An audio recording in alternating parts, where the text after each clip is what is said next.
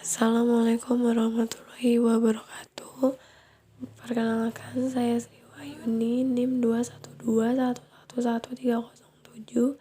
dari kelas S3I mata kuliah Fikih Siasa. Baik, di sini saya ingin menjelaskan sedikit tentang wizarah. Baik, langsung saja. Yang pertama, tentang pengertian wizarah. Kata wizarah diambil dari kata al-wazir yang berarti berat. Hal ini dikarenakan seorang wazir memiliki tugas yang berat. Kepadanya lah dilimpahkan sebagian-sebagian kebijaksanaan pemerintahan dan pelaksanaannya. Wazir adalah nama suatu kementerian dalam sebuah negara atau kerajaan, karena pejabat yang mengepalainya berwenang memutuskan suatu kebijaksanaan publik demi kepentingan rakyat, negara, atau kerajaan yang bersangkutan. Yang kedua, tentang sejarah wizarah. Kementerian dalam sejarah Islam dan peradaban merupakan jabatan-jabatan penting yang memberikan banyak tambahan dan kekuatan dan kekokohan pemerintahan Islam. Bersamaannya dengan kekhalifahan Islam, pemerintahannya yang mengalami masa-masa kemunduran, maka banyak menteri yang memberikan pengorbanan dan menambah kekokohan dan kekuatan pemerintahan Islam, tidak melakukan kudeta terhadap lembaga kekhalifahan yang benar-benar mengalami kelemahan. Pada dinasti Umayyah, wizarah merupakan pangkat paling tinggi di seluruh dinasti tersebut. Wazir memiliki hak pengawasan umum terhadap semua persoalan, di samping bertindak dengan kekuatan konsultatif. Dia juga mempunyai hak pengawasan terhadap departemen kemiliteran. Pada dinasti Abbasiyah muncul kedaulatan berkembang, pangkat-pangkat kerajaan tinggi, pengawasan terhadap tata buku dipercayakan kepada seorang wazir. Setiap orang tunduk kepadanya. Seorang wazir pada masa Abbasiyah telah menikmati kekuasaan luas seperti kekuasaan khalifah, mengangkat pejabat dan memberhentikannya, mengawasi peradilan dan pemasukan negara dan lainnya. Akhirnya, dinasti Turki muncul di Mesir. Raja-raja Turki mempermalukan wizarah yang telah kehilangan identitasnya karena para amir mencampakkannya. Orang-orang yang cenderung memilikinya demi mengabdi khalifah yang terbuang karena sudah lagi mempunyai kekuasaan amir. Dalam daulah Turki, wazir bertugas mengumpulkan berbagai bentuk pajak tanah, bea cukai, dan pajak untuk memperoleh hak memilih. Yang ketiga, ada syarat-syarat wizarah.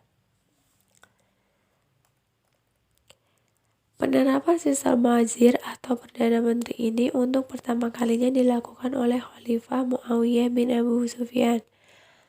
Seorang wazir berfungsi sebagai pendamping khalifah, memiliki kewenangan untuk menggantikan beban dan tanggung jawab khalifah dalam menjalankan pemerintahan sehari-hari.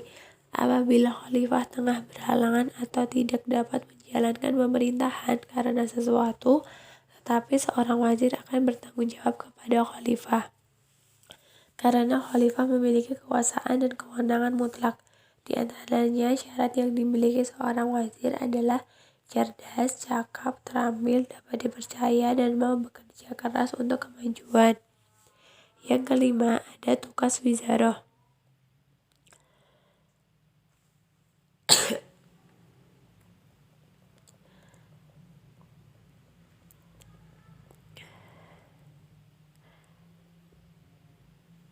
Dalam sejarah Islam, pengertian wazir sebagai pembantu dapat dilihat dari peran yang dimainkan oleh Abu Bakar dalam membantu tugas-tugas kerasulan dan kenegaraan Nabi Muhammad. Di samping itu, kementerian juga mendapatkan kewenangan untuk melakukan pengawasan administrasi karena tugasnya mencakup pembagian gaji, militer. Untuk itu, kementerian perlu mengawasi pendanaan dan pembagiannya. Begitu juga dengan pengawasan terhadap tulis-menulis dan surat menyurat agar rahasia kerajaan atau negara tetap terjaga. Selain menjaga kualitas dan gaya bahasa agar selalu menarik, sebab bahasa masyarakat bangsa Arab mulai luntur dan rusak seiring dengan perkembangan dan kemajuan kerajaan. Maka, stempel kerajaan pun dibuat untuk memperkuat keabsahan dokumen-dokumen kerajaan dan agar tidak tersebar secara bebas. Tugas ini juga dilimpahkan kepada kementerian.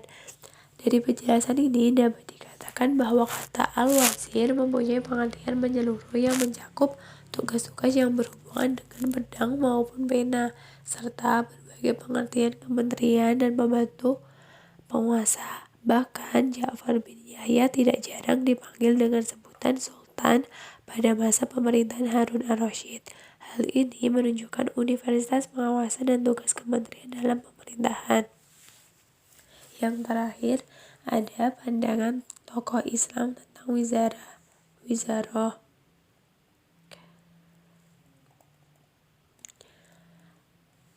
Para pakar hukum Islam dan sejarawan Muslim banyak yang membicarakan tentang arti penting jabatan. Imam Al-Mawardi dalam Al-Ahkam As-Sultaniyah menyebutkan segala sesuatu yang diwakilkan kepada pemimpin seperti mengurus kepentingan umat tidak dapat dilaksanakan olehnya seorang diri secara keseluruhan kecuali mewakilkan atau meminta bantuan kepada orang lain. Pelimpahan kewenangan kepada menteri yang membantunya dalam mengatur dan mengurus kepentingan umat lebih efektif dalam pelaksanaannya daripada menjalankan seorang diri untuk memperlihatkan kemampuan dirinya. Cara seperti ini lebih efektif untuk menghindarkannya dari ketergelinciran dan mencegah terjadinya kesalahan dan kerusakan, dan meminta bantuan kepada orang lain lebih menjamin keselamatan pekerja tersebut.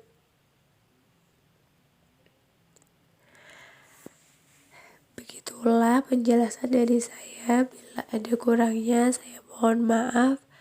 Terima kasih banyak. Sekian. Wassalamualaikum warahmatullahi wabarakatuh.